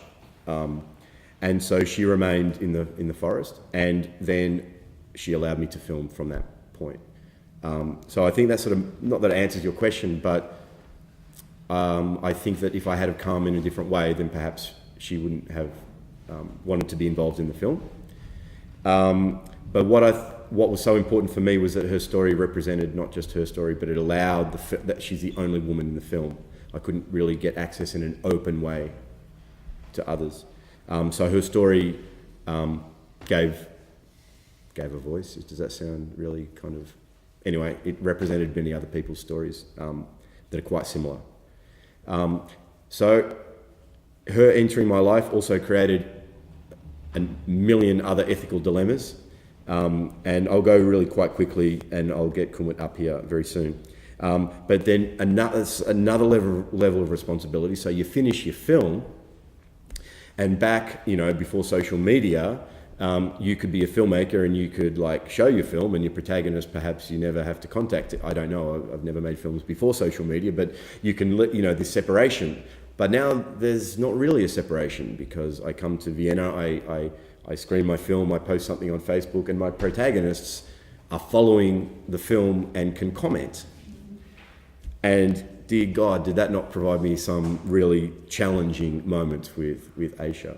And so there was a time where she was threatening, but accusing me also of using her images in an inappropriate way and so forth, after the film was complete and I was traveling with the film. So I bought a ticket back to Morocco, and we sat down and we resolved our differences, let's say, and we still remain in contact. As I say, my parents have been to Morocco to meet her, and I've seen her a number of different times. She's still in Morocco. She now has another child, 5 children. So we got over those hurdles. So I can now sit here and tell you that that perhaps, yeah, it's worked out okay in that sense. But I think it's great. It's great that your protagonist can comment on, you know, what. I even hate this word protagonist. I mean, we're talking about it's their story, or whose story, and who am I to post something, and if it's not, if the person that you're filming doesn't appreciate how you're going about it and you're representing their story, I'm not the sort of person that would be happy with that situation and just be able to not remain in a good relationship with the people that I'm working with. So, people that I'm working with, yeah. Not accusing, but just this idea of you've taken the film and you're in Europe showing it around, and I'm still in Morocco, and this idea of just, I think she was confused. Like really, I mean, if you were to buy me a beer later on, I'll tell you sort of really some of the deeper stories but it's, you know, she tried to put her children on a boat many times. You have to pay to put people on a boat. She sees me in Vienna, thinks I'm making money on her suffering. She wants money to put her children, you know, this sort of idea of coming to take images again, and so forth. So not a concrete accusation, but this idea of, but so even since then, I saw her last time like 2 months ago 5 months ago in Morocco. She's done a whole lot of Q&As with the film. I presented the film with her for the first time in Tangier at the end of last year. We've moved from that period. That was about 4 years ago. But it was a really tricky, and to the point where I was either going to remove her from the film or forget about the film. Like, because if the person whose story you're trying to tell has a problem with either the way you've told it or something, I don't have the right to continue to share that story. I don't know. That's just how I am able to sleep at night, actually. I'm just trying to be honest, because it was really quite difficult period. So, I'll show the trailer. I'll get Kumut. Do you want to come up, and then we can. You're Kumut? Okay. No, we have different names. So we met. What we might do, we'll show the trailer to REVENIR, and then yeah. Actually, I think your head might be in. No, it's better to come this way just for 2 seconds. So this is the film that we're showing tonight. It's the European, not that I'm into all these sorts of words, but it is the European premiere of the film, which is lovely for us to show it here in Vienna, and to be with Kumut is something very special.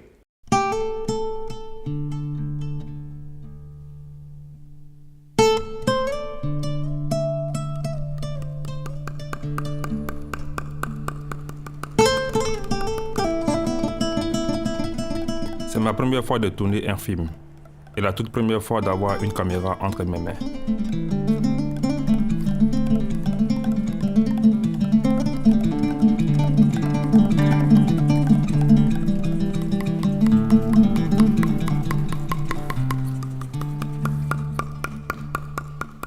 Quand j'étais forcé de fuir mon pays, je n'aurais jamais pu imaginer à quel point la route pouvait être si difficile. Et je n'aurais jamais imaginé que j'allais marcher sur le sable du désert, que j'allais traverser le désert à pied.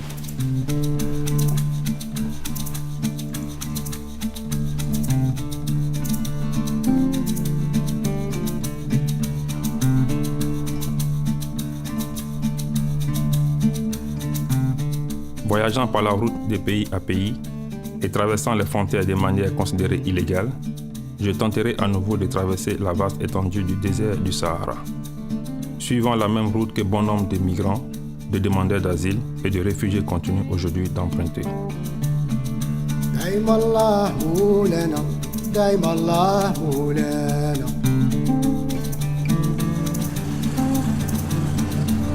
دايما الله مولانا دايما الله مولانا. Donc je crains que je sois vraiment mal compris, que je sois kidnappé ou arrêté, torturé, et qu'on cherche à comprendre coûte que coûte. Franchement, c'est ma grande inquiétude.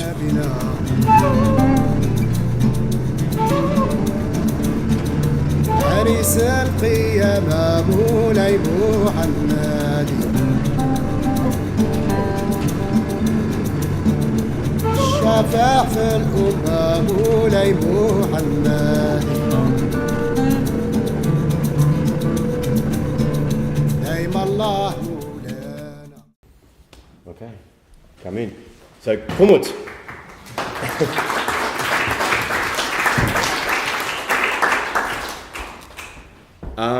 So I hope that the way that I've sort of worked through my work has sort of led you to this point, which is where we are now, and all of the questions that you ask and the dilemmas. It made me continue to think about whose stories am I telling, and if I was going to continue to make films looking at migration, I did not want to.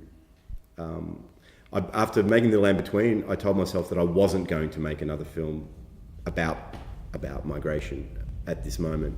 I had made that film. I thought that it represented a lot about what I thought about things.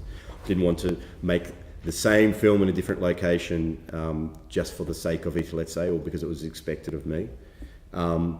And I also had many ethical challenges, as you heard from the previous film. So, as I said, we met in 2013. Kumut was in Morocco and became our translator, and we sat for 2 months, something like this, going through the rushes from the mountains, and we started to talk about an idea of making a film together in 2013. And so I guess that's a film we're showing tonight.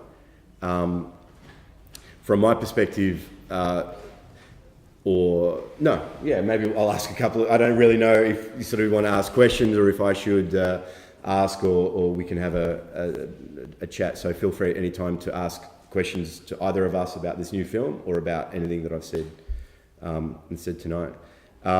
So the genesis of this project was, as we were working together, I think it was Kumut that said that he was interested to make a film it was his idea rather than my idea. Do you want to talk about that, sort of the idea of why you wanted to make this film Okay, thank you very much. Thank you for inviting me here. As David was saying, yes, it was my personal idea to make this film because for the first time I was experiencing the road. I could not imagine how hard was the road, or the different difficulties somebody could be facing. So I had the idea to have a camera in my hand on that time to show this reality to everybody. So yeah, and then when I met David in 2013, he called me, he asked me to help him to translate from Bambara to English. So for me it was an occasion to discuss with somebody about my idea of making the film. So that's why we started to feed with this idea of making the film, to discuss about it, and finally we decided to make it come true. Yeah. So I guess it was at that time in 2013, when you meet someone and they tell you that they want to go back and film their journey across West Africa, as a filmmaker, you say, okay, this sounds really, really interesting. So for me, it was also an interesting project. But at that time, I was just finishing The Land Between. You were dealing with your own issues in Morocco and as a refugee, and it wasn't an appropriate time or space, and I truly, if I'm honest, didn't know if it was something serious or just, you meet many people that say they want to do a project, and I didn't know if Kumut was really strong in his conviction. And then at that time, Kumut arrived to France. We remained in contact. He's an activist and used the land between in his own work.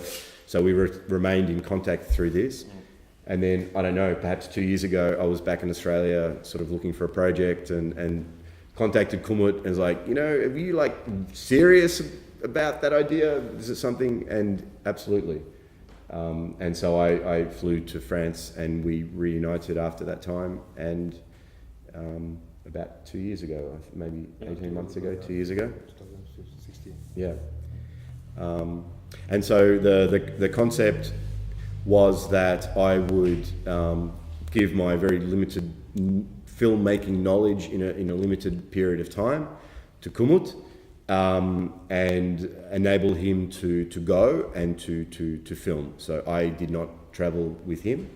I last year, as he was doing the journey, I was in Morocco, and I think what we both realised was the most important part of the process of filming was how to keep the footage safe and how to make sure that it wasn't lost in the desert or stolen. So we worked out a pretty great way of he would send the footage to me in Morocco and I could start doing the editing, and again it's in a language that I don't understand. So I had a Senegalese translator, so maybe my next film is going to be with my Senegalese translator. Luckily he doesn't want to make a film. And that's sort of how our relationship worked in that sort of practical sense. So I guess if we're talking about whose story is it, representation, responsibility, and authorship, the first question may be, how do you feel as a refugee? How do you feel as a refugee? How do you feel the way that the media or the documentary world or television or newspapers are telling your stories? I think my story is just one story, like a drop in the sea, because there are plenty migrants who have also their own story. But this example could be used as something to raise the awareness about the difficulties.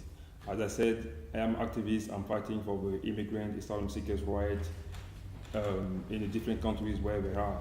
So there is two things: information about the origin country, so the country of origin, to understand really the problem and the difficulties of the road, and also for the welcoming country to also understand the suffering of the migrant when they arrive. So what to do in these two parts. So this was my first motivation to do this film. So I would like really that the film to be widely spread everywhere in Africa, also in Europe here. But why do you want to risk yourself to tell this story where so many other journalists are going and telling stories of refugees and migrants? Yeah, the problem as a migrant, as asylum seekers or refugee, and if I compare what the journalists do, like for instance, when I was in Morocco, in Algeria, I discussed with many journalists, France 24 or different journalists coming to meet the migrant to discuss with them. But sometimes the migrants don't tell at once the truth to the journalists. Sometimes they hide some reality because they don't want maybe their parents at home to see their face. Some even refuse to appear in the television. They don't want it at all. They don't tell me the truth. And when journalists come, they don't stay for long. So it is very difficult to convince somebody or to detect the reality if you don't have a serious, or we don't have a very good contact with them. So I think that it would be very difficult for a journalist to go far, for instance, crossing the desert with a camera in his hand, and when you are maybe white or black. So for me, in my perspective, I was at that time the right person who could do this. Mm-hmm. It was very risky, I know, crossing the desert as I identified for the first time. But since somebody should do something, like soldiers and militaries are dying to defend us, I put in my mind in this situation, like I felt myself as a soldier, I should do something something should be done. People, maybe I will die or I will return, I don't know, but I have to do it. And do you think that, are you happy with the way that journalists and media are telling your stories? Was that one of your reasons to make the film? Or generally speaking, they can say something that is true, but journalists don't have the same feeling that a migrant, somebody who experienced the fact, can express it. This feeling, or somebody who has lived or has experienced the thing, and a journalist that has come there to ask questions or to observe what is happening, I think it could not be the same. The work that I'm doing is a good work, but also when we want to go far, it is also interesting that somebody who experienced the thing, will live it, also say what's happening. Also. And what was your experience like when, so we probably should say, on the journey, Kumut took a different name to his real name. There are certain risks associated that we all understand with taking this journey. And to different people, you would tell different people, depending on who they were, maybe that you were a traveller, or you at some stage though you had to come out with a camera. Yeah. So what was your process of when meeting people? How did you get from meeting people to filming them? How did that work? Yeah, normally at the beginning I thought I could do all the project in 2 or 4 months, but finally I discovered that we need more time to do it. Because today it's very difficult to film somebody. And also it's very difficult to travel with the camera in the hand, even the border. When you are in the border, like for example what's happened in many different countries, when the police get inside the cars and you have a camera in your bag and so sometimes you are seen as a spy. And also when they see your document, you are coming from Europe, why are you using the camera? It's very difficult to film today. So you need time to create a good contact in some area with some people to make them understand why you are here, what are you doing exactly. Some people even ask money to be filmed, but because for them you are making money, you are selling the image and so on. So I personally, I never accept that, because my first thing to make them convinced about what I'm doing is to tell them who I am. I am like you. I live what you are living today. I'm also fighting that thing could change in you, and to tell them who I am and what I'm doing. So some understand it, some accept later, some will tell, okay, come back later, or some will refuse. So it takes a little bit time to convince people. Even for in the film, I am also inside the film, so I'm not always the man holding the camera. So even to tell somebody to hold your camera, you should teach him how to hold it, when to press, when not to press, and so on. So it takes much time to do it. It's a bit difficult if you hadn't seen the film, which maybe tonight feel free to come at 8 o'clock and watch it. So we can't go deeper into specifics because people haven't watched the film. But so maybe just to give an insight into how we came together, and then I did a crowdfunding campaign to independently produce the film. So it's 100%, pretty much 100% crowd funded. And then we spent, I think, somewhere between 2 to 3 months in France, where Kumut lives. We attempted to get different visas and so forth with his refugee passport to make travelling easier, and they were not. We were refused. So we used that time to purchase the equipment and to really understand how to practically, back everything up and have 2 cameras. Like it was that sort of compromise of having the right equipment but not having too much equipment, because you don't want to be seen in many. Okay, I'll ask the question. How did you represent yourself? Did people think you were a journalist? Did you say you were a journalist? How did you represent yourself when you pulled out a camera? What did you tell people that you were doing? Oh, for the first time, for instance, I'm just telling the people who I am. I'm an activist, I'm a refugee, I'm also a migrant. So the difficulties now that are living, I also live the same thing. Now it is good to publish, to make people understand and discover what's happening. So I was not a journalist. I did not tell anybody that I was a journalist. I was a migrant on the road, crossing traveling like them on the road. Mm. And what do you think, if I had have been in your situation instead of you, would I have got more deeper? Would I have got less deeper? Would I have got more people say yes? No, What do you think? I don't think that it would be easier for you. It will be more difficult because there are plenty places where even I think for a white guy to enter there will be very difficult. They will not accept and they will not believe that you are also in the same situation like them, or you live a first this experience like they are now living. They will not believe in that. So it would be very difficult to use your camera even to create contact with them. And this idea of representation responsibility, do you think that they would assume that you are going to be more responsible in your filmmaking than perhaps I would, because you're telling their story, but it's also your story? Do you think that would have opened doors for you because they would not think that you're going to exploit their story because it's also your story? Yeah, of course. It was my story. It was also their story. But for them, they know that most of the time in Africa, some people have this bad idea of a white guy coming to make money, selling our image.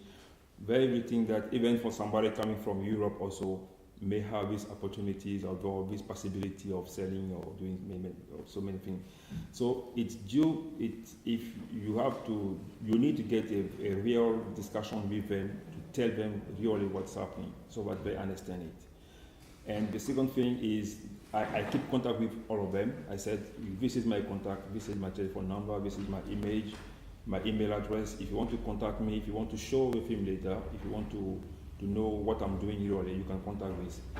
This is also the name of the different association I work with them about migration and so. So if you want to have more information about me, these are information you can be using.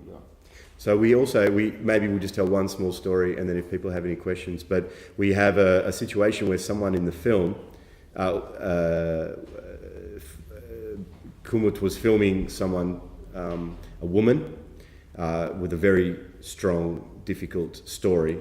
So we can talk about the editing quickly, and then we'll talk about, without revealing the details.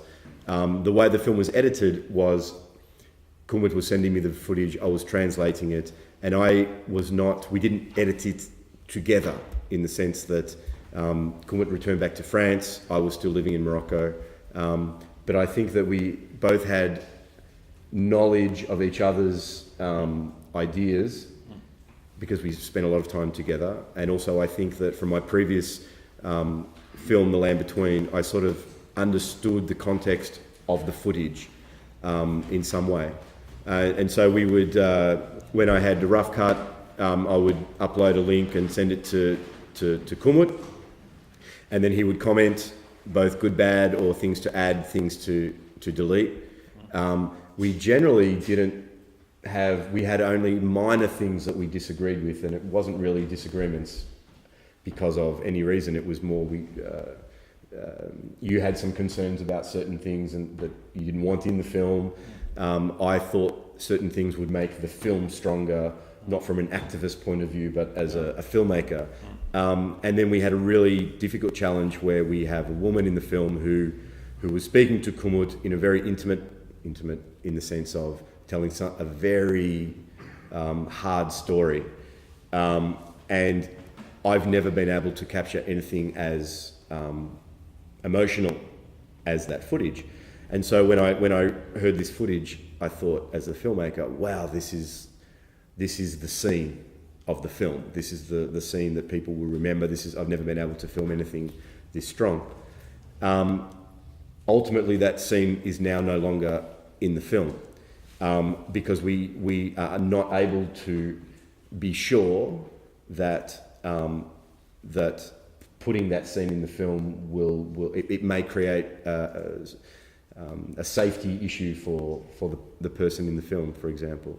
And we tried desperately to send her links where she's a refugee in a camp and can't access internet freely and things like this. So we decided to remove that scene as the authors of that film, I guess. That was probably the most, that was the part of the film that we discussed in depth about what goes in and what goes out. Most of the other footage, I think we were quite in agreement. Yeah. So I don't know. I think from it's like 5 o'clock. I don't know if anyone has. So we're doing a Q&A tonight as well. So maybe like more specific questions about REVENIR you can ask us tonight or even now if you like, or if there are any questions from anything I've said. Hello. Did you manage to get traffickers to talk?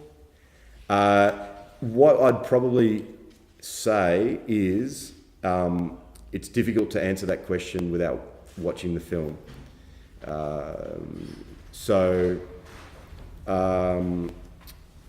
Were we able to get traffickers to yeah, we can have a quick chat.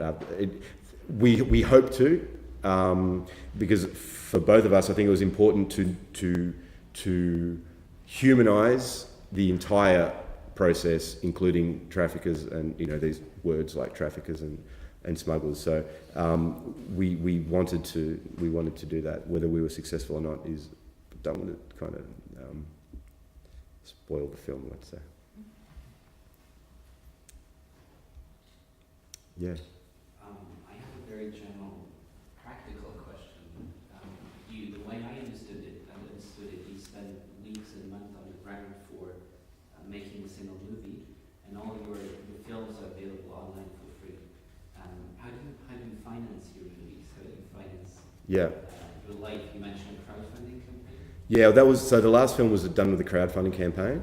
We got about with the conversion about €19,000 or something like that, which didn't fund the film, in the sense that it funded the film, but I wasn't paid to make the film in that sense.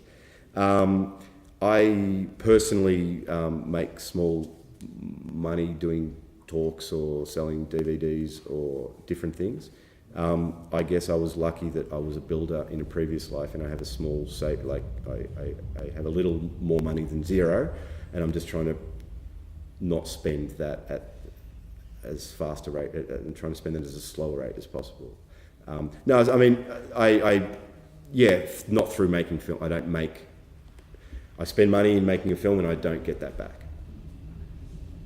I get some back in the sense of you may get a prize at a festival and get €100 or something, or sell a DVD, or I'm starting slowly. What I'm understanding is that I've just before coming here, I was in Paris. I've got a French distributor who's now hoping to distribute my previous films, but I haven't been that successful. They're not television films, for example, so I haven't been able to sell them to a big television broadcaster, but. It's going to be shown on Octoscope in Vienna in December, and various ways. But no, if I wanted to make money, I would be a builder. And I'm a single guy without a family and without kids, and that is sort of important to say, because I can become like weirdly obsessed with filmmaking and not have to use that to offset another part of my life, let's say. I don't have to make money to send my kids to non-existent kids to school. Would that be an aim of yours, though, to make money off filmmaking, or would you say that would put you under a lot of pressure? It's a super interesting question. We were having a discussion last night about this. The freedom of being able to... I've never tried to get funding either. It's not that I haven't been able to get funding. I just don't find it a very interesting thing to do. And the idea of like putting my hand out, just crowdfunding in general, it was like ripping my heart out with both of my own hands and like asking for money. It was tragic. Though I may do it again, but I need to kind of recover emotionally. It was really difficult. I could not make the land between knowing that I'm making it for money. If I made a film about the colour green and how it's a nice colour, I would love someone to give me $1 million and I would sleep very easily. But I can't. I can't go into a forest where a woman is 4 children and putting her children on a boat and knowing that you're doing it. It's challenge. I continue to, but maybe I'm getting less guilty about the work that I'm doing if I'm honest. Do you write a journal? Do I write a journal? No, but I talk for 2 hours in Vienna, and perhaps that's the. No, I don't. Yeah. I guess within the filmmaking process, it can get quite scary. No? Me being scared? Yeah, I'm not a brave guy, you know, like at all. This is a brave guy. I have like things like passports and stuff that can protect me. You know, that was, say for example, in Morocco, when we were taken by the Moroccan military, my fear was for Reda, my assistant. He's Moroccan, and I knew that I can leave at any time. I have 2 passports, not even one. I have a European passport and an Australian passport. And so I'm scared to some point, but I also know that I have a backup plan.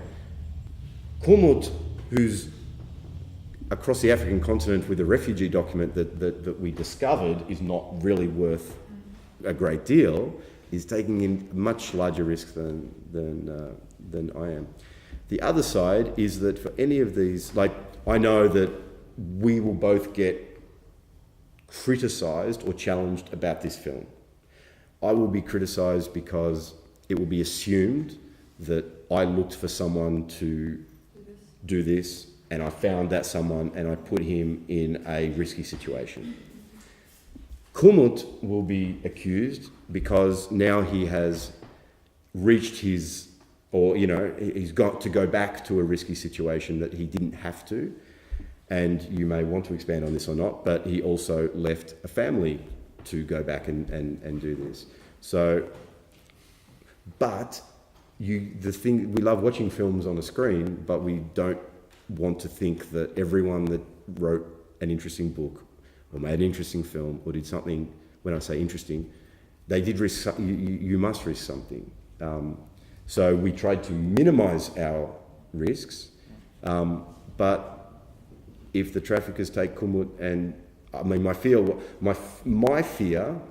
it was a combined fear, was I did not want to get the telephone call from Kumut saying, I'm being tortured, they want €20,000, and I mean I didn't want that personally. So yeah, I was also fearful.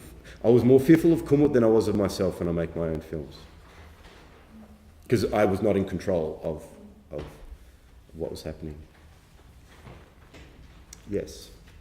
First of all, thanks, Max, for sharing your experience. Thank you. I would like to ask you about money.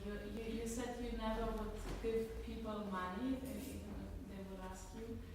And then you told us that with that woman, you offered her a place to live. Yeah. In a way you engaged.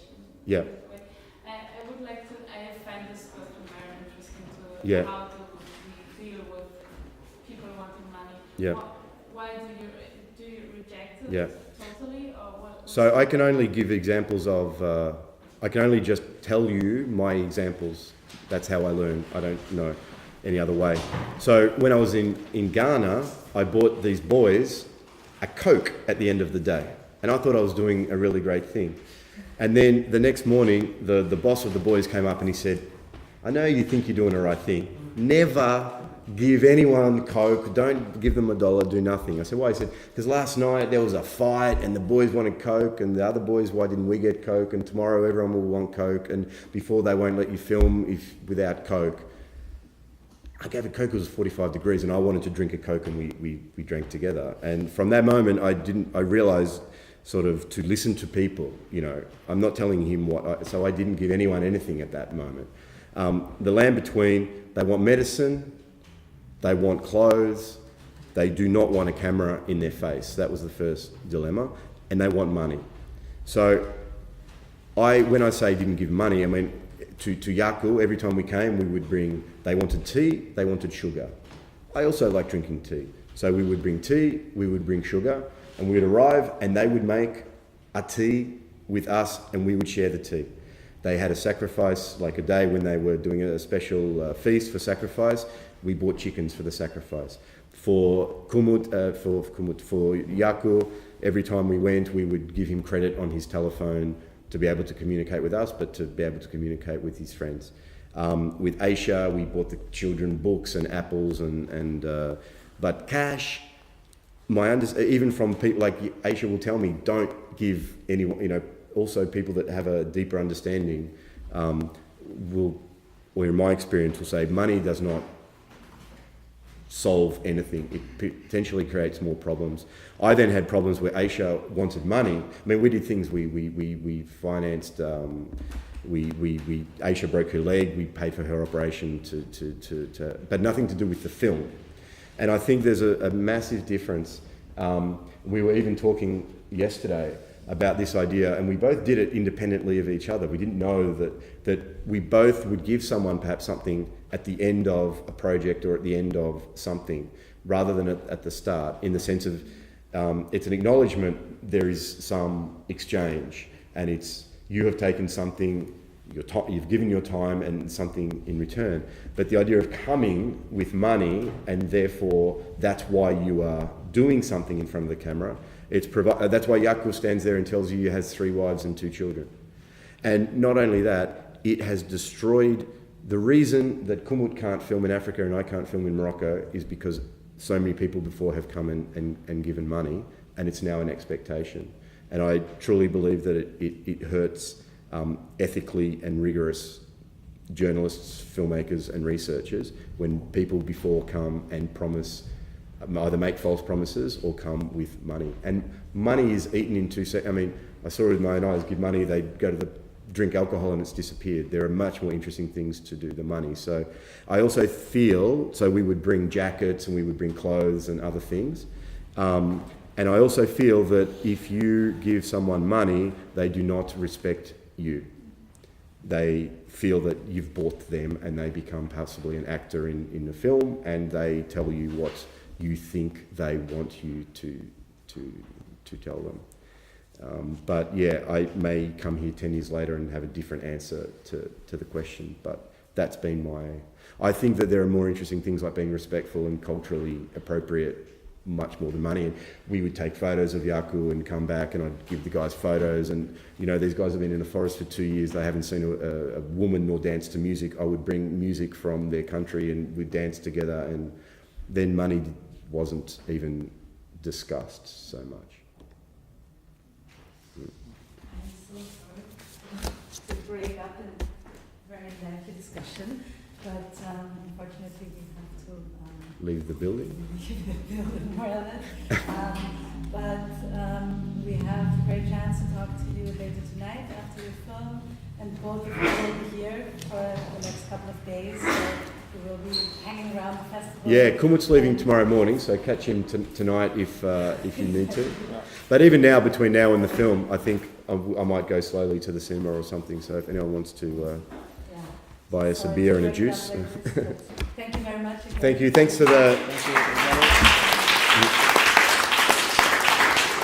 So, thank you. I should have said it probably at the start. Thank you very much for organising this and for supporting my work, this film and otherwise. And thank you for coming very much.